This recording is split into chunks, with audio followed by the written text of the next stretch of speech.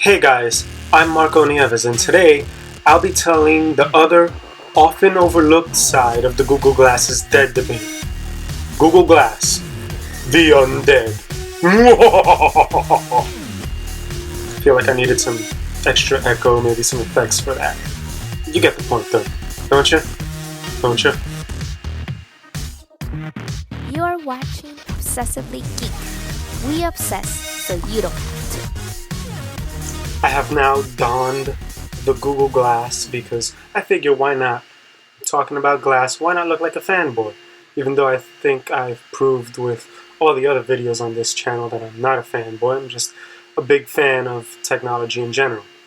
Anyway, when Google announced that it was ending the Explorer program, the internet exploded with talk of Google Glass being dead.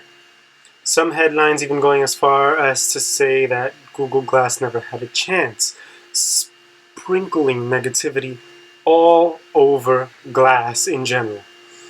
It seemed to me like blogs and websites were just waiting to jump all over it with negative thoughts. Now, granted, Google Glass was always a very polarizing device. You either hated it or you loved it. And honestly, I really shouldn't be talking in past tense about it because, in my opinion, Google's actually showing great confidence in the future of glass. What's oftentimes overlooked, or well, from what I've been reading is always overlooked, is in the statement that was released, the Google Glass team said that Glass was graduating from the Google X Labs. I don't know about you, but to me, graduating means moving up to the next level, doesn't it?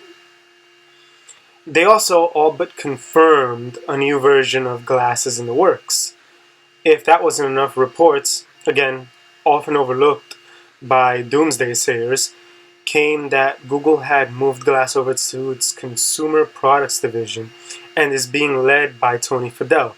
To me, handing Glass over to the father of the iPod and the mind behind the Nest products shows a huge amount of confidence on Google's part in the future of Google Glass.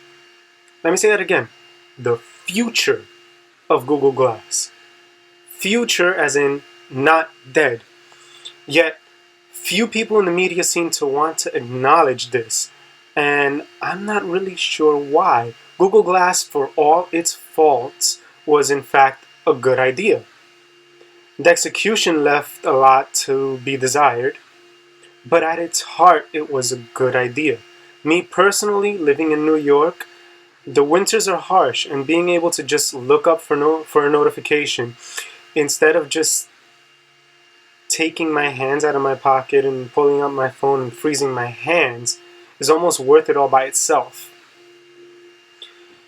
I'm not saying Glass was perfect, far from it. The interface needs to be reworked. The design itself needs a complete overhaul. I wouldn't mind looking less obvious when I'm wearing it. With a little trial and error, they might be able to make it look like normal glasses, albeit normal glasses with a big frame. Either way, that's bearable compared to the faux sleek version we had where I felt like I looked like a cyborg whenever I wore it. I'm looking at you, Isabel Olsen. While I always got positive feedback from random people on my Google Glass, I prefer no feedback. I don't want people stopping me to ask about that cool gadget on my face. You know, it just doesn't work for me.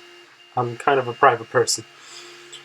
It's no surprise then that the rumors making the rounds is that under Tony Fadell, Google Glass or Android Glass or whatever you want to call it from now on, is being completely redesigned.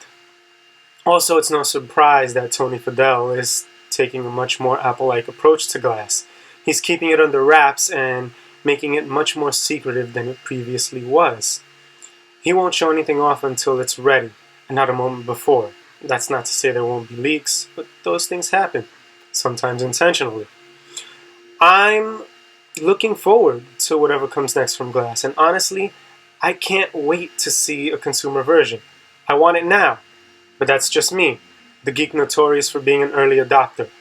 I'd work for Google just for a chance to try out all the cool new gadgets. Anything shiny and new, sign me up for that.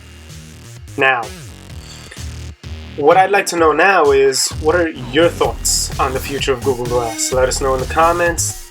If you like our videos, then subscribe, because we've got a lot more stuff in the works, including videos for Apple Watch fans and a series on functional 3D printing. If you're interested in any of that or other stories in tech, hit that subscribe button. It would really help us out a lot. And as always, thank you for watching.